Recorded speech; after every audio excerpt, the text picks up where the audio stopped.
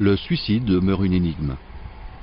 À l'adolescence, l'énigme se double d'un scandale. Quel mobile peut conduire un adolescent à tenter de mettre fin à ses jours? Cette conduite suicidaire est-elle pathologique ou une manifestation exagérée de la crise d'adolescence? J'étais à la maison, mes parents n'étaient pas là avec mes petites sœurs. J'ai pris mes médicaments, j'ai commencé à regarder la télé avec mes sœurs.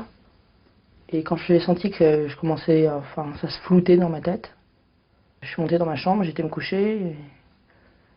Et en fait, j'avais mis les boîtes des médicaments dans la poubelle, chose que je n'aurais pas dû faire. Et mes sœurs ont ouvert la poubelle pour jeter je ne sais quoi. Et elles ont vu les boîtes de médicaments, elles sont montées, elles ont vu que j'allais pas bien.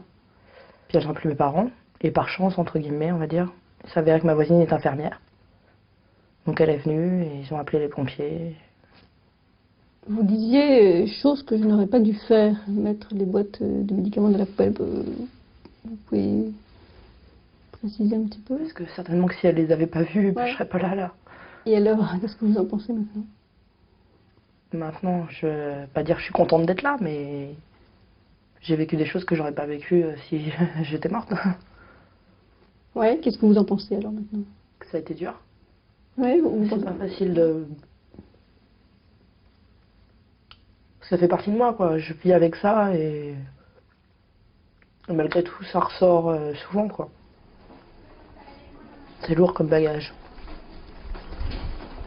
L'adolescence est un temps de très profond remaniement psychique, un temps où le jeune va avoir à se séparer, à s'individuer, à se différencier pour mettre en place une forme d'identification sexuée. Les gestes suicidaires rendent compte de cette problématique de perte et de séparation. La mort qui est appelée à travers ces gestes est à la fois un désir de mourir qui peut s'inscrire dans une dynamique mélancolique, mais c'est très souvent également un désir de vivre et de vivre autrement, et c'est très souvent une adresse à un autre. Et il est très important de pouvoir repérer quel autre est appelé à travers ces gestes. Bonjour. Bah dis donc, tu m'as l'air bien endormie. Tu m'as l'air un peu schnock là. Hein? Il va falloir un peu se secouer là. Hein? T'as pris ton petit déjeuner? Non, il n'a pas envie. Oh là là. Plusieurs fois on est passé là à chaque fois. Alors, laisse-moi tranquille. Alors dis-moi, la rentrée scolaire, c'était comment? Bien? Ouais? Rappelle-moi, alors t'es rentrée dans quelle classe là? Cinquième. T'as retrouvé tes copains? Ouais? Bon, je peux quand même t'examiner? Hein? Attention, hein, ça fait un peu froid, ça va peut-être un peu te... Hop! Ça fait mal quand tu respires? Non. Hein? Non. Dans le ventre, là, ça va? Et les autres, dans les bras, dans les jambes? Ça va. Ok. Ouvre-moi un petit peu l'œil que je regarde s'il est jaune. Oups. J'aurais pas le plaisir de voir ton regard. On propose pratiquement tout le temps une hospitalisation après un geste suicidaire. Parce qu'il y a quand même une priorité quand même dans cette tentative de suicide qu'on oublie un petit peu, c'est qu'il y a quand même une intoxication qui souvent est assez bénigne, mais il y en a aussi des très graves. Hein. Donc quand même, la première chose à faire, c'est de soigner physiquement et d'évaluer la gravité du geste suicidaire. Une tentative de suicide, ce passage à l'acte, c'est une sorte de court-circuit de la pensée. C'est comme s'il y avait une transition impossible entre ce qui se passe dans la tête et le corps. Donc l'interaction entre le service de psychopathologie et la pédiatrie, ça aide l'adolescent à faire aussi le lien entre ses manifestations corporelles et son psychisme. Ça favorise la place de l'adolescent qui souvent se retrouve tout à fait avec les différents interlocuteurs. Ça les décale du discours « si je vois un psy, je suis fou ». Comment tu te sens là? Tu sais, Yona, par moment, il y a des problèmes de communication, des fois on ne comprend pas forcément ce que l'autre veut dire et vice-versa. Je pense qu'à un moment donné, tu nous as mal compris, on t'a mal compris, ça arrive, hein, ce genre de choses. quand je vais expliquer, vous allez comprendre à votre façon et puis c'est bon, c'est fini. C'est pas la peine que je parle à quelqu'un. T'as déjà essayé d'expliquer tout ça? Mais oui, j'ai déjà essayé d'expliquer des choses aux gens, c'est pas tout le monde qui va comprendre. C'est vrai, peut-être qu'on comprend pas tout, effectivement. Parce que moi aussi j'ai eu mal. Hein. Quand j'étais petite par exemple, ma mère elle ne faisait pas exprès, mais moi je ressentais ça mal parce que mon petit frère il avait son père qui venait toujours le chercher et moi mon père il avait arrêté de venir me voir et il voulait plus prendre de nouvelles de moi et ma mère elle était souvent en train de soigner mon frère. Et donc moi ça me faisait mal parce que je sais que personne de même. C'est pour ça que à 8 ans je voulais me tuer mais personne ne comprend, les gens ils se disent que c'est banal, il y en a pas qui veulent se suicider. T'aimerais quoi en fait? Être plus comprise? Que les gens s'occupent plus de toi? Oui, j'aimerais bien qu'on fasse un peu attention à moi. Parce que moi, j'aime pas attirer l'attention sur moi. J'aime pas qu'on voit que j'ai des problèmes. Et c'est toujours moi qui me fais mal. Et c'est le jour où ça explose, quand j'ai des crises, que là, on se rend compte que j'avais quelque chose. Bah, t'as une souffrance toi aussi qui Oui, est réelle. oui, mais après, les gens ils vont dire que je suis égoïste. Donc moi, je préfère penser plus aux autres que moi parce que sinon, c'est pas bien. Bah non, il faut que tu penses aussi un peu à toi. Je sais, ma mère elle me l'a déjà dit, mais moi si j'arrive pas, c'est tout. Nous, on compare pas. Vous avez chacune vos problèmes et nous, on est là pour vous écouter et vous aider. Oui, moi, Donc, quand ça va pas, il faut que tu nous le dises.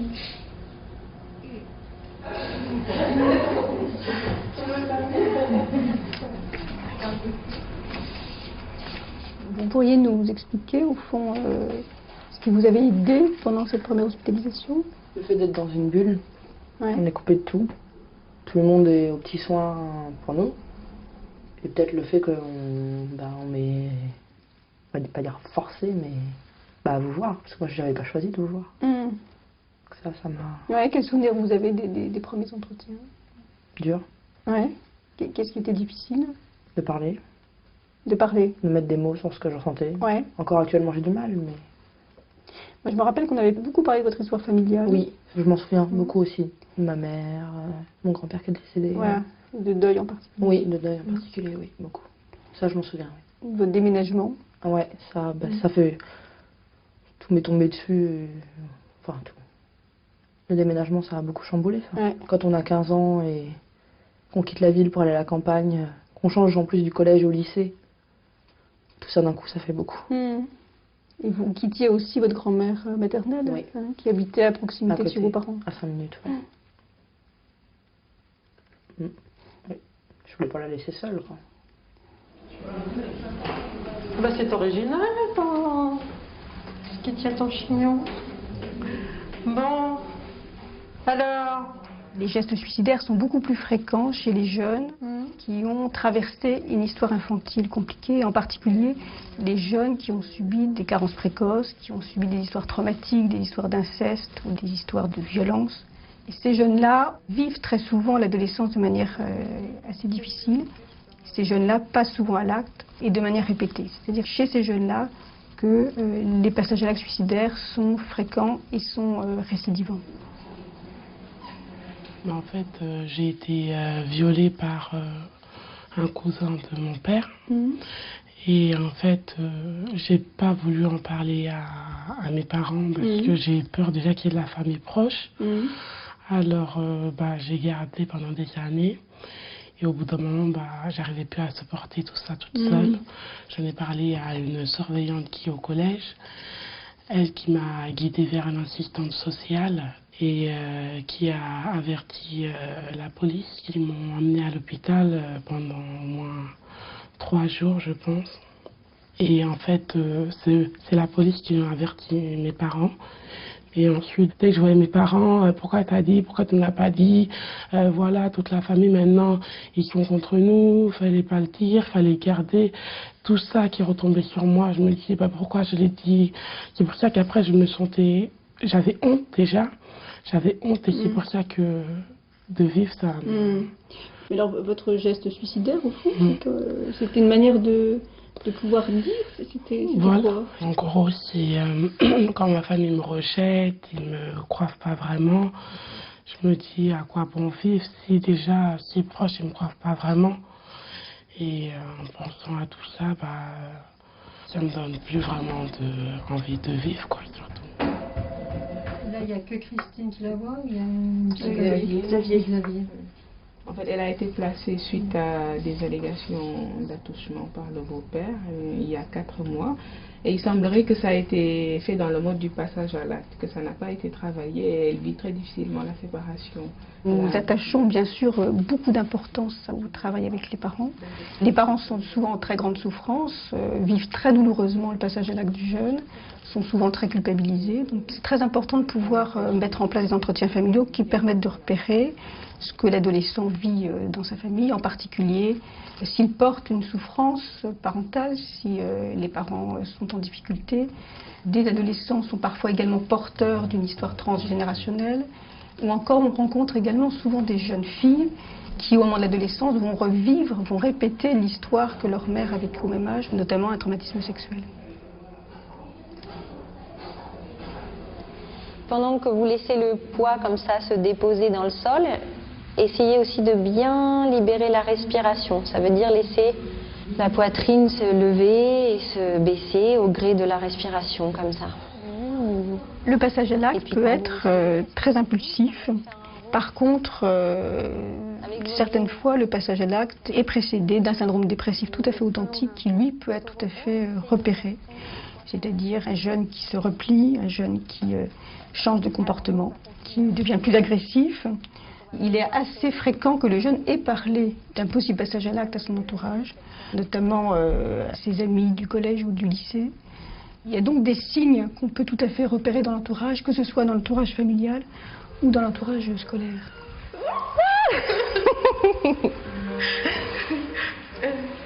Vas-y.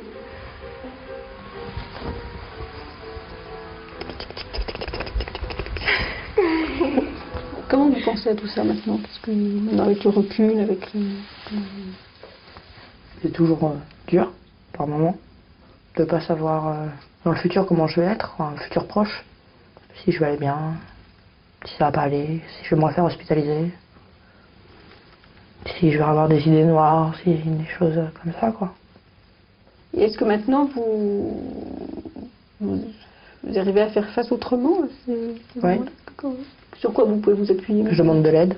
Ouais. À vous. Ouais. À mes parents. J'ai appris à demander de l'aide. Vous avez appris à demander de l'aide? Ouais. Parce que...